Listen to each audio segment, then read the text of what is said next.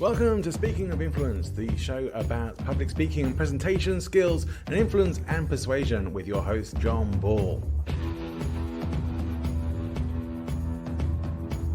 The Speaking of Influence podcast is published and distributed using Buzzsprout. If you want to get your podcast started today, check out the link in the show notes.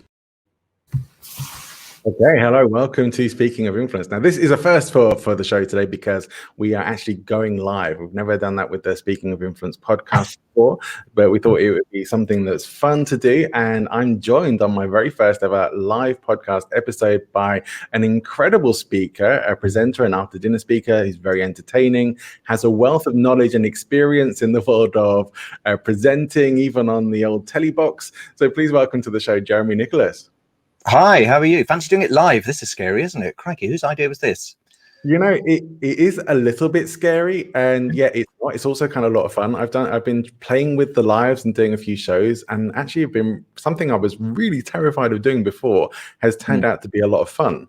And I guess you don't really know what could happen. Anything could go wrong. Last night, in the middle of a online training program that I was doing, the cleaner here tripped the power switch and everything went off.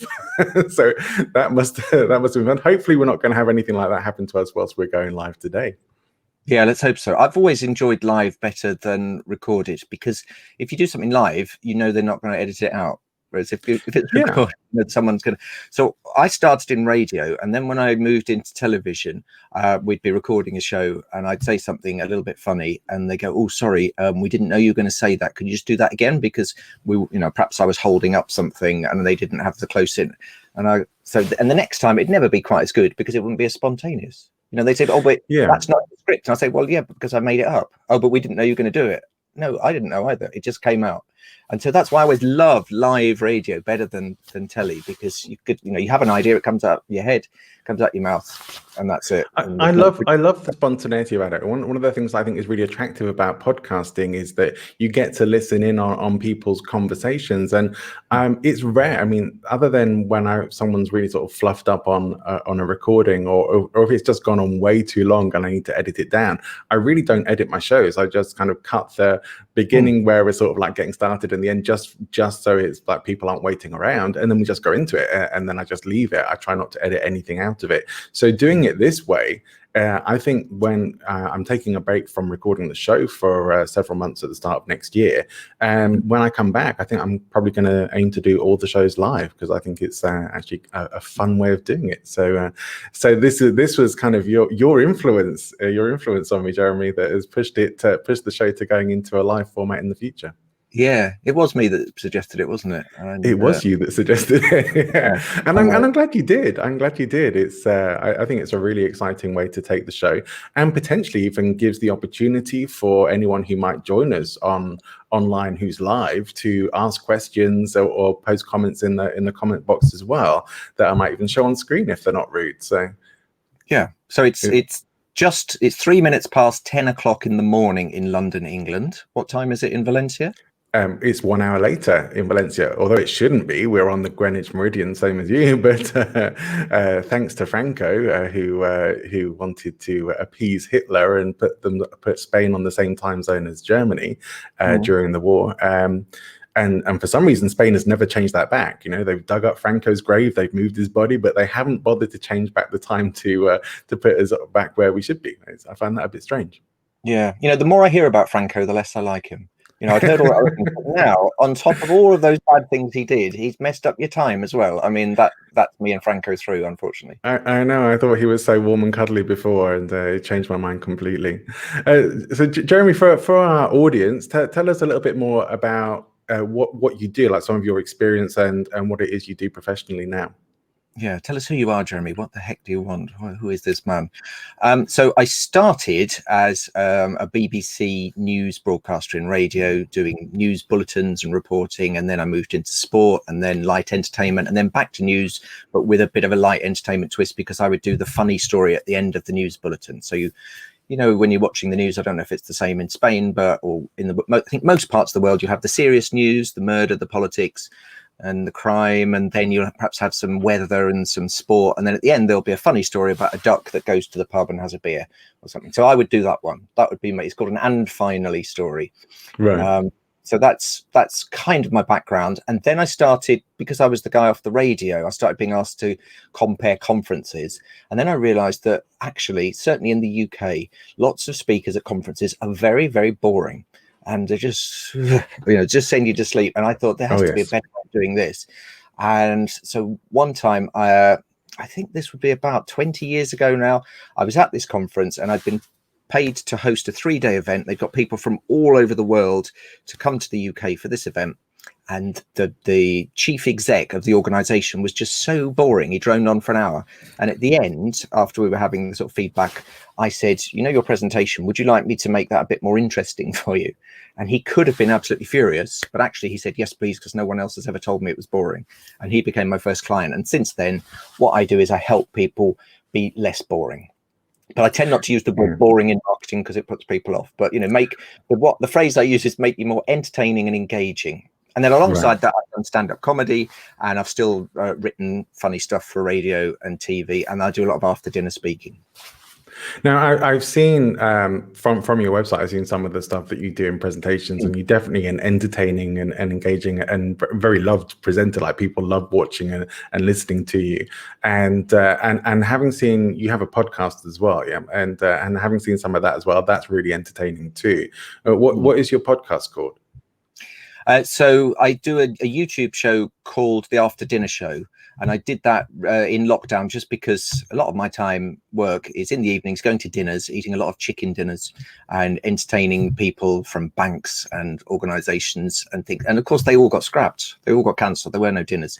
So I thought the only way I can have dinners is to start cooking my own. And so I made up the show called The After Dinner Show. And I got all the after dinner speakers and any keynote speakers that I thought were a bit entertaining. I'd have 3 on each show. So it'd be a perfect little Zoom window of 4. And the idea was they had to tell a true story. They had to tell it live, and it had to be from personal experience.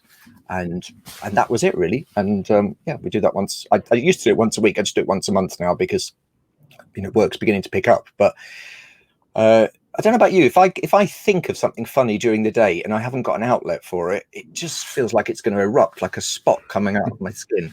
And so in the times when I've been between radio shows or I haven't been writing for a magazine or something, I think I'll just have to ring someone up and say, I've just thought of this. I just need to tell someone.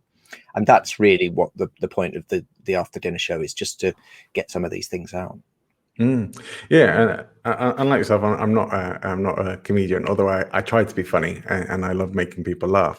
But this has been one of the things that I've been doing in my show, of having a series where I've been taking a look at humor as a presentation tool, because it's one that people tend to shy away from, and also looking at it as a very, I think, a very powerful tool of influence and persuasion as well, which is one of the other aspects of the show. I think in terms of what I've examined in this, it's one of the most powerful and often doesn't really get talked about in some of the psychological books and studies that are done into influence and persuasion. And yet I think it's an incredible tool. What would be your thoughts on humor as both as a presentation tool and as perhaps a tool of influence and persuasion? Yeah, so I'm a fellow of the Professional Speaking Association of UK and Ireland, and so we belong to the Global Speakers Federation. So there's 15 odd organizations throughout the world, the biggest being the National Speakers Association of America. And they have a saying, should you be funny when you're speaking in public, only if you want to get paid? So that's certainly in the professional speaking world. Now, a lot of people watching this may not want to be a professional speaker. They may just speak as part of their job. But I always think if you put a bit of humor in, you're more likely to get asked again. And so that's going to help advance your career. If you're the person in your team that likes presenting and then you're a little bit funny, then they might say, right, you were good at the regional conference. Can you do the national conference? And I think being funny does a couple of things. One is it shows you have confidence in what you're doing. So the audience relax. And I think when you're watching any kind of speaker, the worst thing is when you're worried for them and you think, oh God, this is going on a bit. Oh, he seems to have lost his way. Oh, she doesn't seem to have the right slides. So as an audience member, the first thing I want is not to worry about them. So if they crack a joke early on, I think, oh, that's fine, they're going to be all right, we can relax. And the second thing is you're going to hold their attention. I always say if they're laughing, they're listening. Now, that doesn't mean that you've got to put loads and loads of jokes in, because it might not be appropriate to your topic. You know, if you're there, if it's the annual conference and you're going to announce some redundancies, don't come on with some Monty Python gags and a bit of Benny Hill. You know, it's not going to move the room. But I think even in adversity, you know, with the pandemic at the moment, some of the best lines I've seen at virtual events have been to do with coronavirus. You know, but sensitively dealt with. Don't dwell on the deaths, but dwell on the nuisance of wearing a mask and your glasses steaming up, or, you know, the things you used to be able to do, the things you're looking forward to do. So it's just always a question of, you know, being sensitive with it and not going too mad on it. Right. Well, it looks to me like John's gone and I'm still here. So why don't I tell you a story while he's away? So I interviewed this vampire. And it was Christopher Lee. So he obviously wasn't a real vampire. He was the actor Christopher Lee. Now, what would you say Christopher Lee's most famous role in movies is? Dracula. Yeah, he was Dracula in about 15 different films. And so he came into I was doing the afternoon show on BBC Radio London. And he came in and he was in the studio and he wanted to talk about his new film, which was Police Academy Mission to Moscow, you know, very prestigious movie. And so obviously he wanted to give that a bit of a plug. And I'm wanting to ask him about Dracula because I was a horror film fan. My producer was a horror film fan, and we had loads of Dracula questions prepared.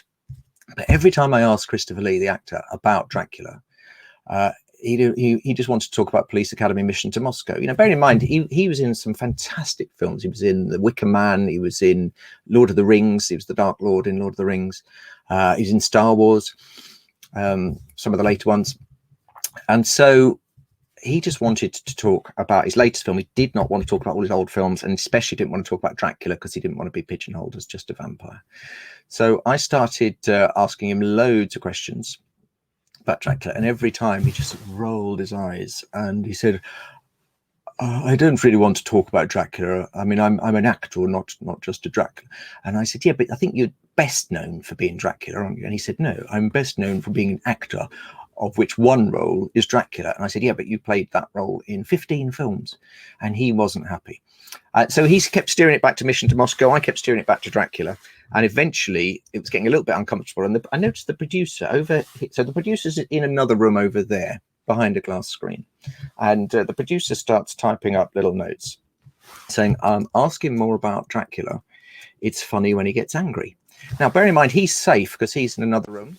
Oh, hello, John. You're back. Hello, I'm back. Yes, so somebody knocked out the internet connection, which is always fun during a presentation. So where are we at, Jerry? I think you were keeping people entertained there for us. Yeah, so I was just doing a story about the time I interviewed Christopher Lee, the actor. Oh no, right. So I'm interviewing Christopher Lee, the actor. This is a few years ago because he's dead now, and he didn't want to talk about being Dracula, even though he played Dracula in 15 movies. He wanted to talk about his new film, which was Police Academy Mission to Moscow, you know, which obviously a very prestigious movie. He wanted to give it the credit it deserved. And I kept asking him about being a vampire. And so as I kept steering it back to vampires and he was getting really, really angry, the producer wrote on the screen, he's through the glass in another room, ask him more about Dracula. It's funny when he gets angry. Now, bear in mind, he was safe in his little room. I was in with the vampire. I didn't have any crucifix or garlic or anything. He was safe through there. So we did go back to Police Academy. And then the producers started writing up. People are now ringing in saying it's really funny when you make him angry. Keep asking him about Dracula. So I did. And we did that. And it was very uncomfortable. And we got to the end of the interview and I was really relieved to have survived. And at the end, I got up and went to shake hands with him and went round his side of the desk in the BBC studios, and I noticed to my horror that by accident a second screen had been left switched on round his side, and he'd seen all of that stuff saying ask him more about Dracula, it's funny when he gets angry. And he'd seen it all and he'd kept calm, but I did not sleep a wink that night because I just thought he's going to come for me in the night. But so I kept my window bolted. I had a steak by the bed because I get hungry when I'm scared, and because I know he is dead, isn't he? But you never really know with that sort if they're going to come back. Right, yeah. There's I've seen those Hammer horror films, and he Exactly. always seems to come back somehow. Yeah. Yeah. So yeah, you probably should never rest easy. He might Never. I grant you still don't. the yeah, he might grant you eternal life. Yeah. I mean, London's scared of coronavirus. I'm still more scared of Christopher Lee coming back and biting me in the neck because of a bad interview I did about 20 years ago. But nowadays, I'm sure things are better now, and that's an amazing story. I think he was an incredible person, or It was. someone I think someone would love to have met. So I think that's wonderful. Star Wars For bring us loads of things. yeah, oh my goodness, yeah, and I think they CGI'd him even into one of the recent ones, right? Mm.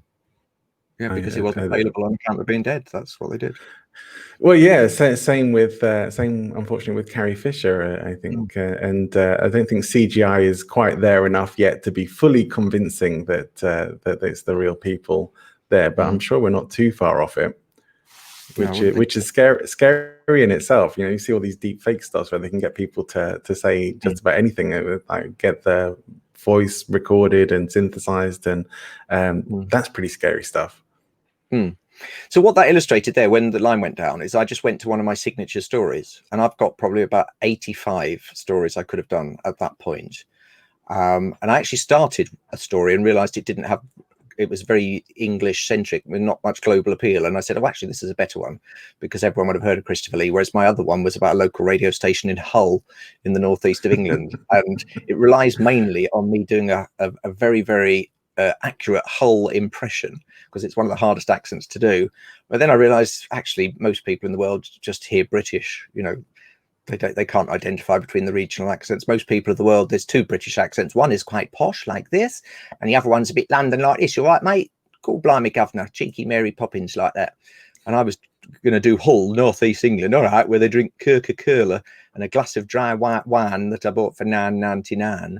And the subtleties in Yorkshire that would go down really well, but across the world, people are thinking it still just sounds like you're doing the Queen. Exactly. They just hear it in English or British accent.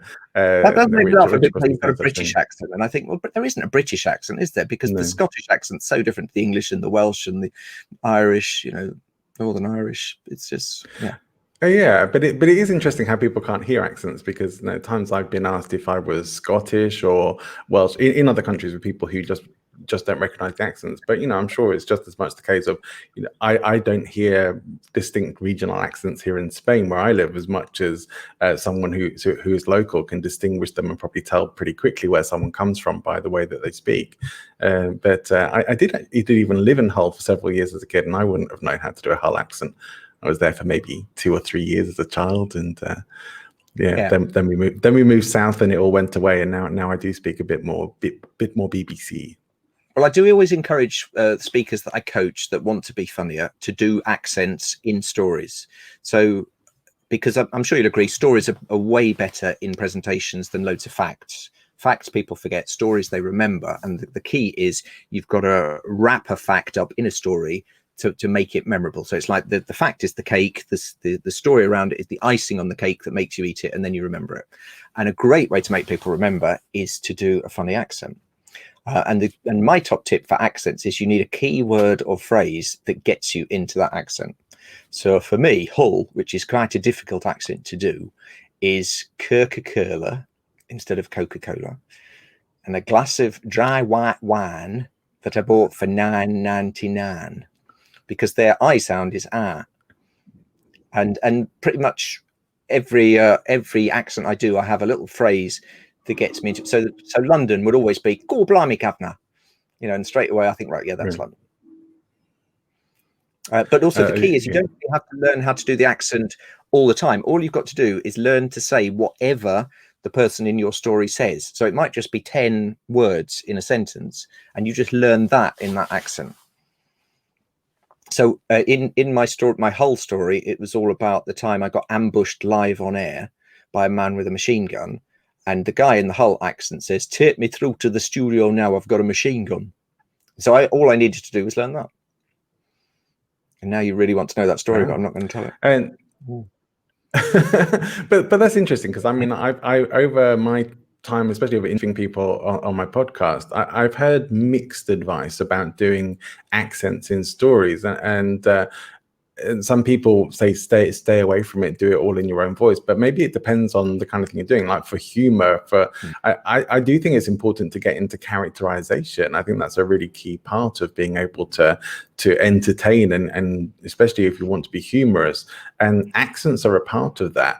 But I think some people worry of this sort of fine line between it being entertaining or even funny, but towards being offensive. At what point does trying to do a certain accent become offensive? And some people aren't quite sure where the line is, and just say, well, just don't do it, because we don't know where the line is.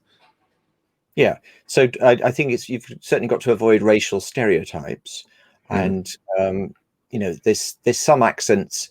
I would say don't do a stereotypical person from a country that then reflects them in a bad way, but do an accent of somebody in the story that just makes them different to what you sound like. So I did a show in South Africa. I do a show at the Edinburgh Fringe, which is a humorous look at public speaking. It's called What Are You Talking About? And I premiered it in Singapore, and then I did just before I premiered it there, I did a preview in Johannesburg, and I thought that's a long way from the UK. If it's rubbish, no one will probably get to hear about it, so that's fine. I'll try it all out.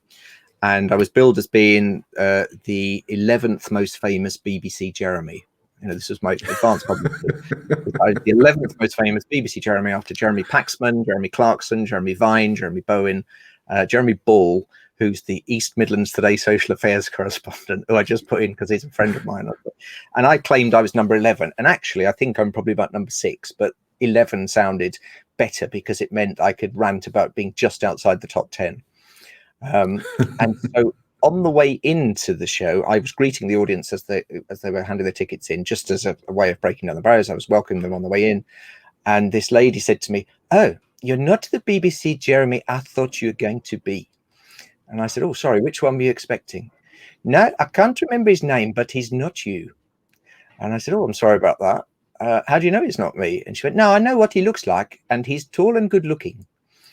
And so that was nice, wasn't it? So then, of course, when I got on stage, straight away, I had to mention that. And I said, "I'm really sorry you've got the short, ugly one." And then in the Edinburgh show itself, I thought I want to do that story about the preview and the South African lady who said, "You're not the BBC Jeremy I thought you were going to be." But one of my other stories also has a South African accent in, which was about the time I was presenting on how to use humor in business in 2010 at Emperor's Palace in Johannesburg. And I split my trousers just before I went on. And the whole kerfuffle about this. And then I eventually told the audience what happened. And at the end, I said, "Are there any questions?" And this big Afrikaner guy stood up and said, "Now tell me this. Do you always wear those trousers for this talk?" Like I packed a pair of comedy trousers. And then I thought, well, it seems a bit of a shame to have 2 South African accents in it. So in the Edinburgh show, I made the woman Welsh. And I said that it took place in Cardiff. And she said, "Oh, you're not the BBC Jeremy I thought you were going to be." And that's fine. I don't feel like I've lied. It still works. And does anyone think, really? I heard an earlier version and it was in Johannesburg. Yeah, it was. But I just thought, show your full range, Jeremy. I mean, how many people can do South African and Welsh? Yay, you're bound to get it's going to be worth another extra star on your review. It wasn't. I still only got 3. But I did get 4 stars from the Wee review, which is one of the friend. But to me, it sounds like a review of Going to the Loo. But it's called the Wee review. It's Scottish. Wee means little in Scottish. Yeah, I think there are some websites that actually do that as well. Those kinds of things. But let's not go there. But so you doing a show in Edinburgh, that's a pretty major thing. I think for anyone who does that, is it not a little bit terrifying at first before you actually go out there and do it? Yeah, it is. The more terrifying than doing it is getting an audience, because it's the largest arts festival in the world. It's the whole of August, and all the top comedians in the world go there. So why would anyone come and see me when they can see people they know off the TV, famous international artists? So I always try and make my show, it's about speaking and communication, and incidentally, it's funny, rather than it'll be the funniest show you'll ever see. Because, for example, I never swear. And most comedians would swear, and so people would expect that, and they've almost get so desensitized that if you don't put a swear word in on the punchline, they don't even know it's a punchline, because it can't be, because you didn't use the F word. But I don't ever use the F word, so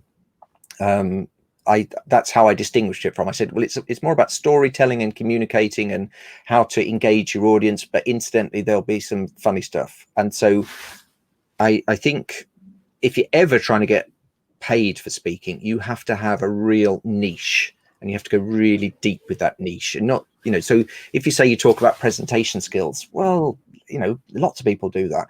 So you've really got to target it. You specialize in how to make accountancy interesting, or you target, a niche like lawyers or something. Or my big thing is adding humor. And like you say, most people shy away from it, don't they? They think, no, I don't want to do that. And the reason people steer away from humor is they don't want to offend people. Well, my message is, don't be offensive, don't swear.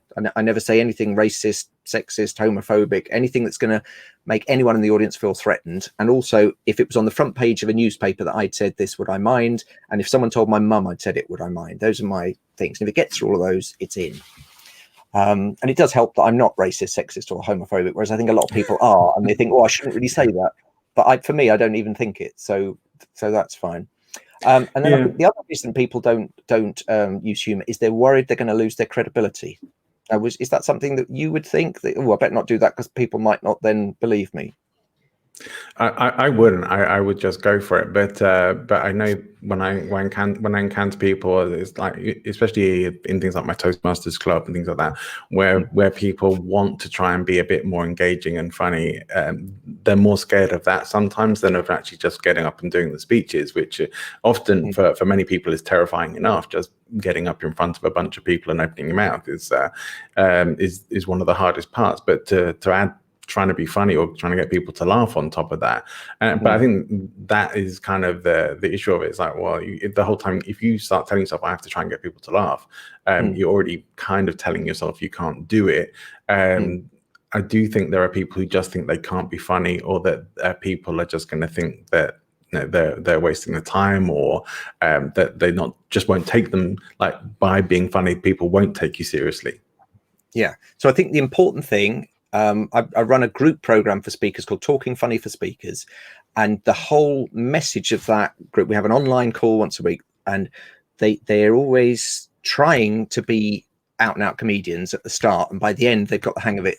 No, you're still being a speaker. It is, I talk about that icing on the cake. It's just the icing on the cake. Your main message is not to get laughs. Your main message is how to be more creative in workshops or whatever your talk is about. And then all the humor stuff is to keep them interested. It's just little bits to keep them hanging on. And so we start off by saying jokes are a bad idea, stories are a good idea. Because if I do a joke, if I say, here's a funny thing, instantly it puts pressure on you, because you think, well, maybe I don't find it funny. Then you might think, well, maybe I don't get it. Or you might have heard it before. So instantly there's loads of pressure being put on you as soon as I say, here's a funny thing. Whereas if I just do my normal stuff and then just do a quirky line at the end of it, if you get it, then you'll love it. If you don't, you don't know that you've missed anything. Whereas if you do da da da da da, a man walks into a pub, da da da da da da da da, and people do this kind of jazz hands, da da. Well, if anyone does that, I just think, no, what are you doing that for? So don't look as though you're trying too hard. Look as though it just effortlessly something has occurred to you. And that's what I'll do with ad-libbed lines. I'll do them as though they've just occurred to me, even if they haven't, even if I ad-libbed them 3 years ago, but it got a good reaction, I'll store it away and do it again. Now, a lot of my stuff actually is stream of consciousness stuff that just comes while I'm talking. But just in case it isn't, I've always got some backup things like that. But particularly I find with English speaking audiences across the world, if you look like you're trying too hard and you look like you're steering them towards a carefully crafted, scripted, funny line, they almost fold their arms and think, oh, and instead of getting a laugh, you get a groan. And you don't want to groan, because all the groan does is leads to more groans, whereas laughs will lead to more laughs. So you've just got to look like it's occurring to you. People love it if you're naturally witty, but if you look like you're scripted and clever, they'll think, oh, you fancy yourself a bit. Right. It's a weird Yeah. reaction. You've It is. You've got to look like you're making it up, even if you're not. Right, and this is one of the things we've talked about before on the show about improv and spontaneity of this thing of people think, sometimes think, even especially with comedians, that you just get up on stage and do it, and yet it's not. It's like you've got a whole pool of resources because of your experience, because you've been in that mindset, you're practiced with thinking that way, and you've probably got things you can pull on and say, oh, I could do this, or I could do it like that, and so it's not all sort of just come up with it on the spur of the moment. It's like, well, to a degree it's that, but it's from all this pool of resources that is specifically for that, because you've practiced it and you know what you're doing. Whereas some people who, and this is probably the same for people who just try and prepare a whole speech, whether it's funny or not, have it all scripted out, it ends up just sounding like they're reading it, which nobody wants to listen to as well. So that gets very uninteresting. In fact, I've even worked in the past with like professional coaches, because I work in the coaching industry as well, who do coaching sessions than just kind of reading from a script, reading questions from a script. That's really horrible for me. Someone like me, that's really horrible as well, because it kind of says you're not really listening. You're not thinking about what's the right question to ask next, or what should you're just following a formula, following a script of what you think, of what you've been told to say in coaching sessions, rather than any kind of intuition as to what should come next. And I think that is sort of thing. You develop an intuition for what works and what doesn't work, what feels natural. And but I think you have to have that sort of responsiveness to whoever you're working with. Yeah, so I'm a great believer in going in with a set amount of stuff that I know, if I think of nothing during my routine, I will stick to my set amount. So let's say it's a 30-minute talk. I will go in perhaps with 6 5-minute chunks, and each chunk might be a story with a message. Now, if something happens at the event and I think, oh, I could riff on what a previous speaker said, or I could have some fun with someone in the audience, I'll then think, right, all I've got to do is lose one of those 5-minute chunks, and it completely comes out. It's like razor blade, lift it out completely, squeeze it in, and I'll ad lib to fill that bit. Rather than what I see some people doing is they'll go in with 30 minutes, then something will happen. They'll have a laugh and a joke about that, and then they'll either overrun or they'll speed up and speak very quickly. And you think, no. So you've got to have whole chunks that you can take out to keep you on time if you want to do any ad-libby stuff. And the sort of ad-libby stuff I like is finding the connection between two things that don't appear to be very connected. There's loads of humor in that. So you'll see a lot of comedians, for example, that will be from one country and they'll be speaking in another country. And they'll talk about the differences between where they're from and where they are now. So, for example, I was speaking in South Africa, and in South Africa, they call traffic lights robots. Okay, so you can instantly see there could be quite a lot of things. So a woman did say to me, I asked for directions. She said, no, you go up the street there till you come to this giant robot, and then you turn right.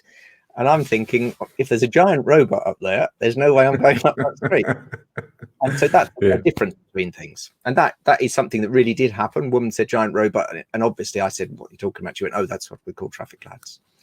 And then the connection between, so I was working, someone came to me the other day and they wanted some humor adding to a presentation. So I do a program with international speakers. It's called Tickle My Keynote, where they come along with their talk and they just say, can you put some funny lines in? So Tickle My Keynote. My mastermind group kept telling me it should be called Tickle Your Keynote because I was offering it. But I said, no, I like Tickle My Keynote better. It sounds more mischievous. And I imagine people ringing me up and I go, hello, Tickle My Keynote. And they go, hello, John, can you tickle my keynote? So yeah, it's definitely mine. Anyway, what was the point of this? Oh yeah, so I was working with someone the other day, and it was a talk for a convention that was people in the arts world, art dealers, painters, publicists for art. And the whole thing was that there's a lot of money laundering had been going on through the arts business. And so it was a talk on how to keep legal and how to keep the criminals out of art. So I've just got a bit of paper here. So just on a pad like that, I would draw, do you remember Venn diagrams from school? Oh, yes. So you draw those two circles like that. Love a good Venn diagram. Yeah, okay. So let's call one of them art and one of them crime. And I'm going to try this on you now. So I want you to think of something that goes in that middle one that connects art with crime that might be funny. So it might just be a phrase or a word or a concept. What links art with crime? Okay. Now, I realize that I'm being a bit mean on you there, so I'm going to help you out. So can you think of something that you would do with a painting that you might also do to a criminal? Like a criminal that hadn't actually done it, that someone had put them up, had made it look like they'd done it. Frame, Framed. Yeah. So a painting gets framed, and so could a criminal. So framed, let's put that in there. That's a good one. And the other one is, can you think of what you do to a painting that you might also do to a murderer, except we don't do it anymore in the UK, but we used to? Would this be Priti Patel's favorite, hanging? Hanging, yeah. You hang a painting on the wall, and we used to hang murderers, but now we don't. Just put them in prison for a long time. So yeah, framing and hanging are both things that would go with art and with crime. And from that, I would then build some funny lines saying, at least we don't hang them anymore. And they go, you're a comedy genius. Except they wouldn't do it to me. They'd do it to the person I was coaching who'd done it. And actually, a lot of the people I coach say they feel guilty when they get a laugh and it's a joke I'd helped them with. And I go, but that's, politicians pay speechwriters, don't they? So why would anyone feel guilty about that? Or I've got some people I coach that feel bad when they naturally come up with a line and then the next day they use it again at a different event, and they say, well, I feel a bit like I've cheated it because I didn't think of it. I went, yes, you did. You thought of it yesterday. I know, but it wasn't natural. What I remember when I used to have a radio show, I used to interview loads of comedians, and I actually did a series for ITV where I visited comedy clubs to do TV reports on comedy clubs. And I interviewed a guy called Phil Jupiters, who actually became a good friend of mine because he supports my football team, West Ham. And I said to Phil Jupiters, so I saw you do 20 minutes at the Comedy Store last night. How much of that will be the same as the previous night and the night before that? And he said, all of it. It's exactly the same. I went, really? So I said, but it just looks like you're just chatting. He went, yeah, that's the secret.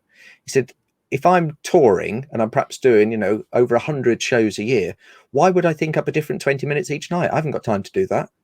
He said, so we spend ages honing it down to that good, tight 20 minutes and then deliver it, perhaps for a year, and then write a whole new set, in the quiet summer months.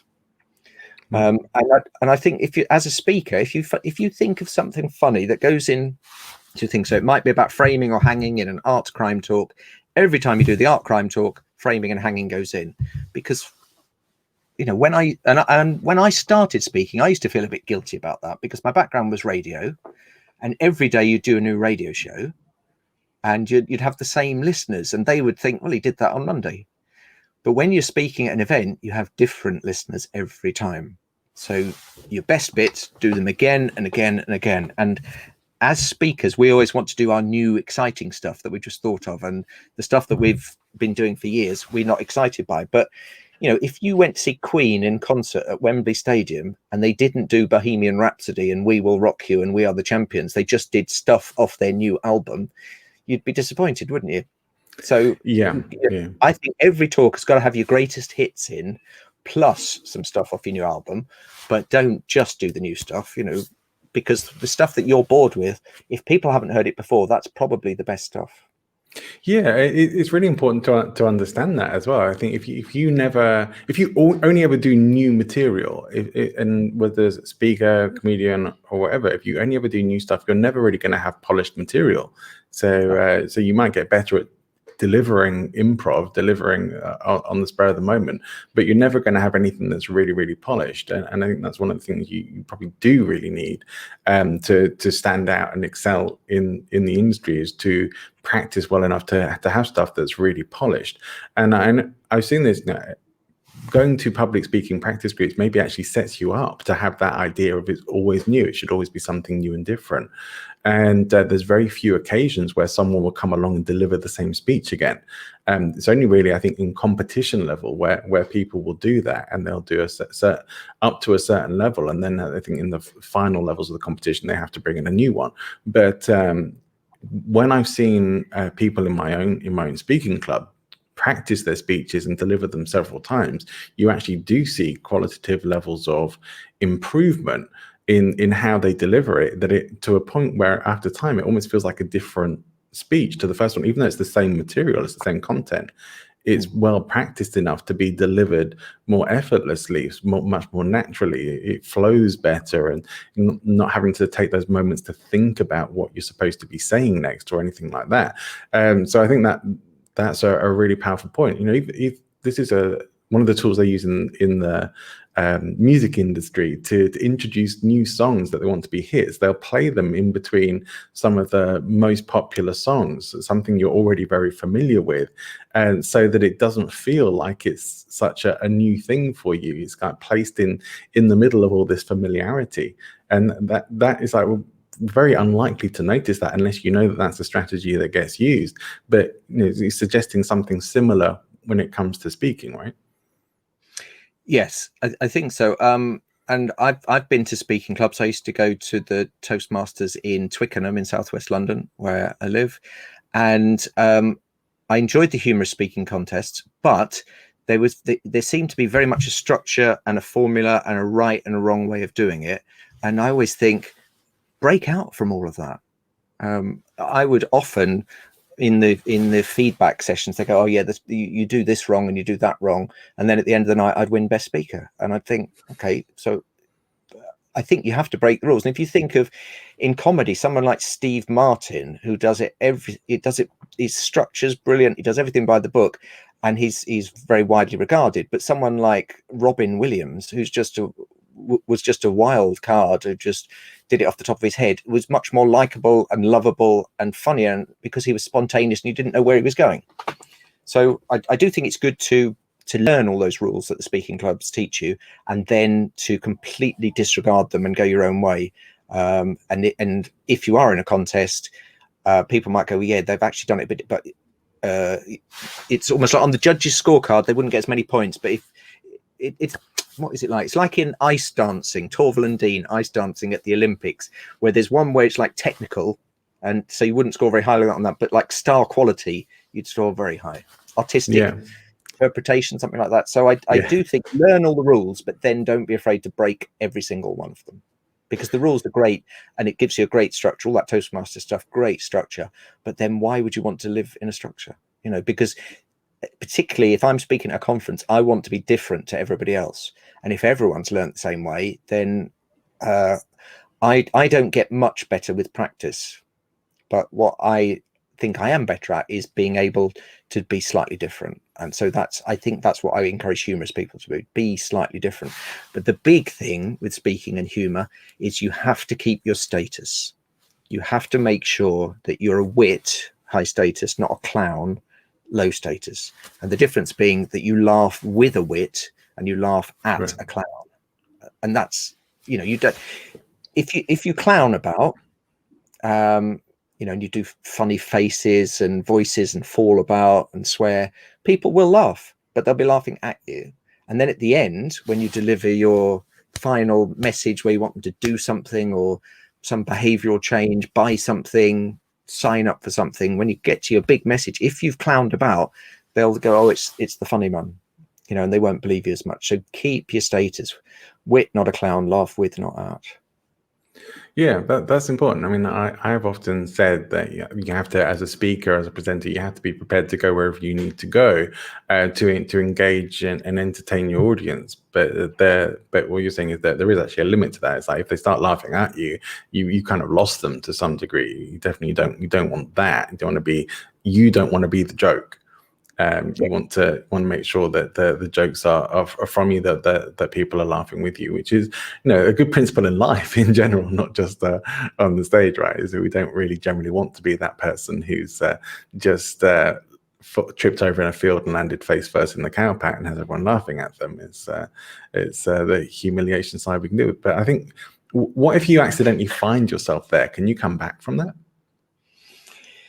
Yeah, so I've seen, I saw a speaker once that there was a stage that was 4 blocks, and he was moving around quite vigorously, and the 2 blocks had come slightly apart, and his foot went down between the 2 blocks of the stage, and everyone just laughed. And I thought, how's he going to recover from this? And he said, sorry about this, it's just a stage I'm going through. And I thought, well, that's genius. And then afterwards I had a chat with him, and he said that the other one that he'd been thinking about was, I will now take questions from the floor, which is, it was quite good.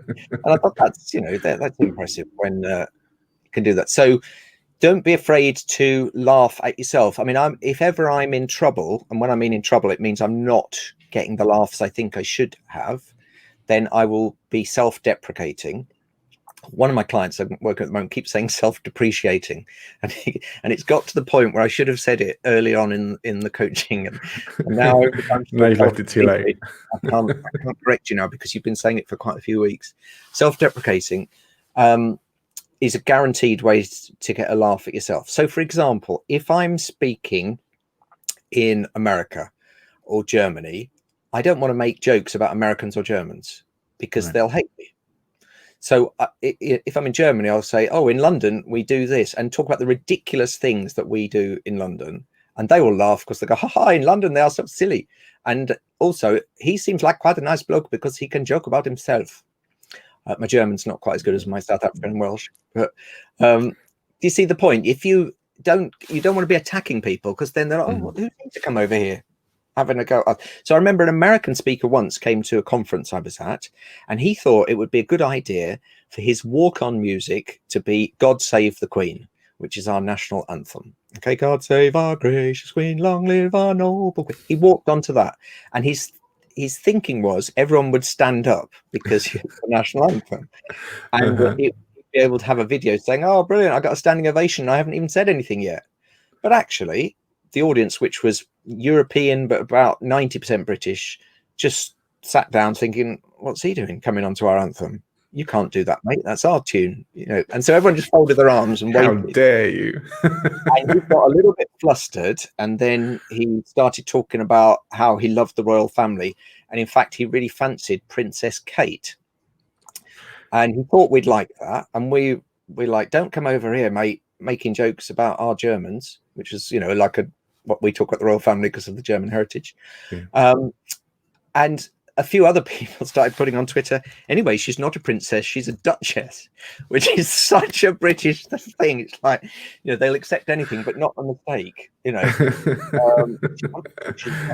Some things you just shouldn't mess with her on a stage. Too divisive. Yeah.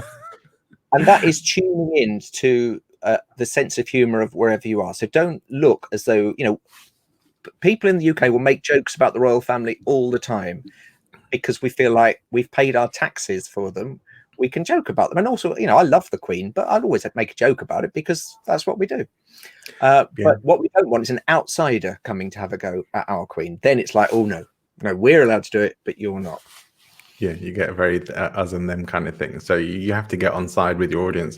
It was reminding me when you're talking about a speaker. I remember one time an American speaker who came to present in the UK when I was still based there doing event work and stuff, and started off his speech to a large auditorium of people saying, I want to start with a prayer to God. And everyone was, no, and over half the room just walked out right then and there. It's like, yeah, that maybe wasn't a good way to start. Like, that's a really good way to misjudge your audience. But in the US, I don't think anyone would bat an eyelid if somebody wanted to start. So it was like a personal development seminar. If someone wanted to start like that, you would assume that most of the people have some sort of God belief. But in a UK event, didn't go down very well at all. You really have to know your audience and get on side with them. Yeah, no, you do. You have to really you have to research. The biggest thing I think beforehand is researching who your audience are, what they know, what they need to know, and also what works with them and what you must definitely avoid. You know, I speak a lot in the Middle East, and there's things that I'd say in the UK I definitely wouldn't say in the Middle East. Sure. And I like you with the Christianity thing with American speakers, they just think it's fine. Even when I've said to some of them, I don't think you should do that in the UK. Oh no, it's fine, we do it all the time back home. Yeah, I just wouldn't do it in the UK. But they'll still feel like it's not up to you, Jeremy, to decide about my God. So they'll do it and it will die, and they'll go, oh, yeah, I shouldn't have done that. You know, well, so that's why whenever I go to a country I'm not familiar with, I'll say to people, is there anything I should know about here? You know, and it might just be something like hand gestures that might mean something completely different in a country like for example in Japan, you know, you bow your head when you greet someone like that. Yeah. But I see a lot of people when they're greeting Japanese people, instead of bowing their head like that, they'll kind of go down like that, but still look up at them with their eyes, which is, you know, you have to. The whole point is showing you're lowering your eyes. It's not nothing to do with your head. And if your eyes go up like that, well then, you know. So just the cultural things you have to be aware of. There was one American speaker that I did take the mickey out of once on stage because of something he'd said, and he said to me in front of the audience, "Jeremy, I think you're in danger of being a little bit patronizing." And I said, "Oh, we say patronizing?" Which didn't happen. You do know that means talking down to people. Yeah, there are some good ways to handle that. Yeah, it's all important things. People who want to be a bit funny in their presentations. Is there anyone who maybe should avoid it? Who maybe it's like, again, this isn't going to work for you? Yeah, well, if you're not funny at all, and in your real life no one has ever laughed at anything you said, then probably don't do it. But how many people is that?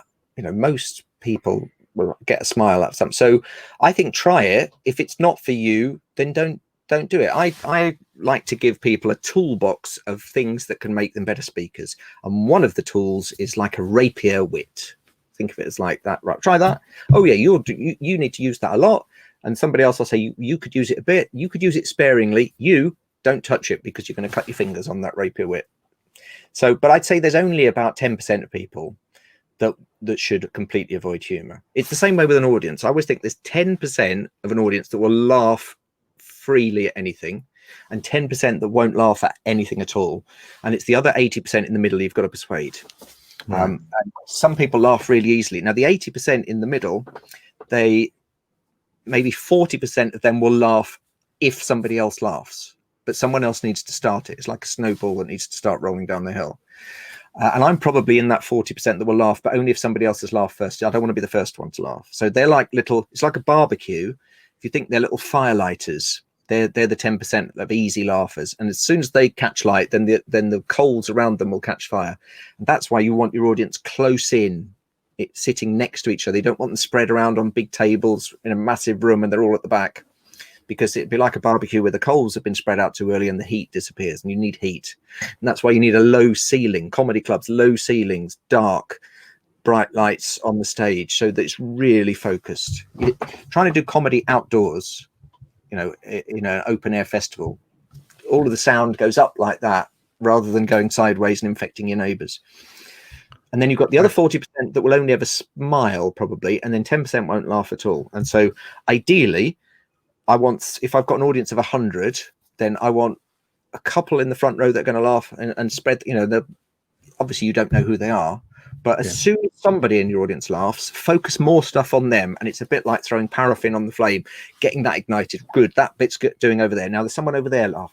Focus a bit over there at them, and then someone over there, focus that on that, and then you've got these little flames, and gradually the whole thing will catch light, apart from the 10% who will always sit there, you know, going, well, I know something funny is going on, I don't quite get it, but everyone else is laughing, so I'll just smile. Yeah, I must admit, I've never really considered the sort of potential effects of the environment that you deliver humor in, or the logistics of delivery in terms of how funny it makes things. But yeah, it makes sense that would be important. It's a great thing to consider, which is why I like to have conversations with people like yourself who have expertise in these areas and great experience to share. And so you've already mentioned that you teach a lot of this to people. You help people with their presentations. You help people to be funnier with their own delivery. And so if there's anyone watching this live or the replay, I don't think we've got anyone live at the moment, but if there's anyone watching the replay who wants to find out more about how they can come and work with you and be funnier in their presentations, how can they do that? Yeah, so my website's jeremynicholas.co.uk. And I have sort of 3 levels that I work with people at. There's my entry level, which is my group program. which is a 6-week program, and you get to watch 12 5-minute videos on how to be funnier, and it's techniques, skills, things to avoid, things to watch out for, definite guaranteed ways to get a laugh, structures that you can use, like doing 3 things. You know how in speaking, speakers always do 3 things. In comedy speaking, we do normal thing, weird thing, or big, small, global, local. So there's 3 things, but the third one is weird. And it sets up that pattern, like 3 people going to a pub and one does something, second one does something similar, third one does something completely different. So set up, reinforce, subvert. So that's one 5-minute video will be on that, and there's 12 of those with little structures for guaranteed laughs. And then there's 6 live Zoom calls across 6 weeks, and then there's an online mastermind group where people put their homework and everyone else comments on it, and we do it limited to 8 people at a time can sign up for it, and I've done that 4 times in lockdown. There's a new one starting in January if anyone wants to do that. So that's the entry level one, that's the group one, because obviously I can do 8 people in one go, so it's much cheaper. The second one is one-to-one coaching, where you might have a particular talk coming up and you might need, say, 3 Zoom sessions to get that into a funny way, or you might just want to learn some techniques and one-on-one stuff. So I've done that a lot with people that have got a best man speech, or father of the bride speech, or a bride speech, or mother of whatever. Or I've done it with people delivering eulogies at funerals, because often they want to make those quite humorous. And then a lot of it just boring chief executives that know they're boring, and they say, someone says, I should come to you, Jeremy, you'll make this funny, and I go, yes, I will. Those are just online Zoom things. And then the most expensive thing is Tickle My Keynote, which is like the others, except I'll actually write the funny lines for you. Rather than coaching you on how to find the funny, I'll actually write them for you. And obviously that's why it's more expensive, because you can then go away and for the next 10 years use those lines, and I've only been paid once. So yeah, jeremynicholas.co.uk. Don't go to jeremynicholas.com, because that's an actor. So you probably won't get the same level of quality on your help with your speeches if you go to the .com instead of the .co.uk. So they should definitely come and work with you. And I like that you built in your residuals to your highest ticket item. It makes a lot of sense. Yeah. Well, I've been to so many speaking events over the years that I know all the tricks. Like, you've got to have 3 levels, and the premium one's got to be so expensive that everyone actually goes for the second one. But if you didn't have the third one, they'd always go for the first one. But actually, mine is group, then there's one-to-one, and then there's do it for you. Because I've done a lot of work with companies on how to be a good conference MC. And I'll train all their people on how to be a good conference MC. And do you know what mainly happens from that? At the end of it, they'll go, actually, could you just be our MC? And I'll say, yes, I can. So I'm a great believer in that, in that you show people how to do something, and then they go, God, that looks really hard. Could you just do it for me? And it's the same way with Tickle My Keynote. I go, I like the idea of being funny, but I've never had a funny thought in my life. All right, well, I can do you 20. So with Tickle My Keynote, what happens is, I'll have a 3-hour session with them where they'll deliver their stuff, or I'll watch it on video or whatever, and we'll talk about things, like that art crime thing, finding the things that are different, all of that. And then I'll go away for a week, and then I'll come back and I'll have written 20 lines, exactly 20 funny lines. And then I'll spend an hour with them on Zoom saying, which of these do you like? This is how you deliver it. Try that one. Yeah. Okay. Now try putting the emphasis on this word. Yeah, no, that's not working. So it's a little bit bespoke, but what you're paying for is that bit in the middle where I go away and come up with 20 things, which will come to me mainly when I'm walking in Richmond Park with the dog, or I'm singing in the shower, or I'm driving somewhere if we're allowed to drive at the moment. And that's most people, I think, when they're trying to write funny lines, they sit down at their laptop and think, right, okay. And then they wonder why they come up with stuff that just sounds like a joke that they would be in a joke book, So yeah. I think we're still in the UK. You're still allowed to drive to Barnard Castle, are you not, to test your eyes? Only if you've got an optician's appointment, yeah, you can. So that's good. So yeah, I had hoped to actually come on one of your courses recently, and ended up having to move out. Well, not having to. So ended up moving out of my previous apartment and got a bit waylaid with all of that. So hopefully, we'll be coming and joining myself in January. That's my plan. Right. Because I think there's a lot to learn from you, and I've learned a lot just from our chat today.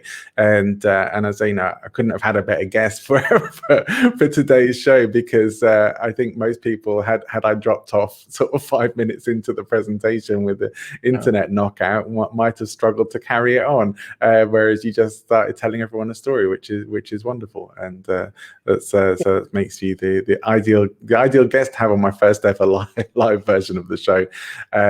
Let me just, before we do close things off for today, are there any final words or thoughts you'd like to leave everyone with? I think only use humor if you like it. Don't feel there's a thing, don't know why, in the speaking world people have this idea, oh, you should always start with a joke. I don't know whoever said that, but that's bonkers. Don't don't do jokes, do stories, because jokes put pressure on. So don't start with a joke. Just do a funny line that chuck in, and then if they like it, great. If they don't, fine. That for me is my big. So my big things are jokes, no; stories, yes; wit, not clown. And probably the biggest thing, and I haven't mentioned this at all, the biggest thing is if you say something funny, pause and let them laugh. Because I'll see so many speakers that will say something funny and then they'll carry straight on, and the audience start laughing, and then they go, oh, hang on, I'm missing the next bit. So they stop. And then the next time they won't laugh at all because they're worried that you're going to miss the next bit. So that's my big takeaway. Get to the funny bit, stop, wait. And sometimes you'll have to wait maybe 2 minutes before they laugh, but they will. If you just stand there quietly for 2 minutes, they'll laugh eventually. And so what I used to do early on when I didn't really know if I was funny is I would just have a drink and I'd say, da, da, da, da, da. And I'd wait, and then they go, I think he said something funny. Oh yeah, that is quite funny. And then they'd start laughing. So water, I think people would think, crikey, he must be diabetic or something, he's drinking water all the time. But it was literally, no, what I'm doing is I'm waiting for you to laugh without looking like I'm waiting for you to laugh. Yeah, so the pause does two things. One is it gives them time to laugh, and one is that it gives them permission to laugh and kind of hints that I think I might have said something funny. And also hydrates you, which is even better when you're presenting. But don't have too much, otherwise, if you're doing a long set, you might need a wee. Yeah, that's probably not such a good idea if you end up having to rush off and hold it in whilst you're presenting. Great words of wisdom and advice, and it's been a real delight having you as a guest today. My apologies for the technical issues. I'm going to probably go and find somebody to pin that all on and say something very delightful to them about why did the internet cut out partway through my call. But Jeremy Nicholas, thank you so much for coming and being my guest today on my first ever live show of Speaking of Influence. Next week, my guest will be the amazingly talented speaker and presenter Shola Kay. She's a TEDx speaker. She is a former singer. She's a very talented lady, and we're talking about things like emotional intelligence, about her experiences doing a TEDx talk and things like that. So not a live show next time, but definitely one you won't want to miss. So see you next time for Speaking of Influence. Thank you very much. Goodbye. Before you go, remember to like and subscribe, and if you're on Apple Podcasts, leave us a review. It really helps with the show.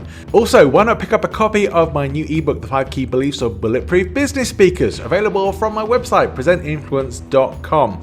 If you want to get in touch, if you're interested in working with me or finding out about any of my courses or trainings, or having me come and speak for one of your events or to your company or organization, email me, john@presentinfluence.com. If you'd like to be a guest on the show, or maybe you want me to be a guest on your show, visit matchmaker.fm. It's a site that connects podcasters with hosts and vice versa, and you will find me and the Speaking of Influence podcast on there. I look forward to seeing you again next time for another episode of Speaking of Influence.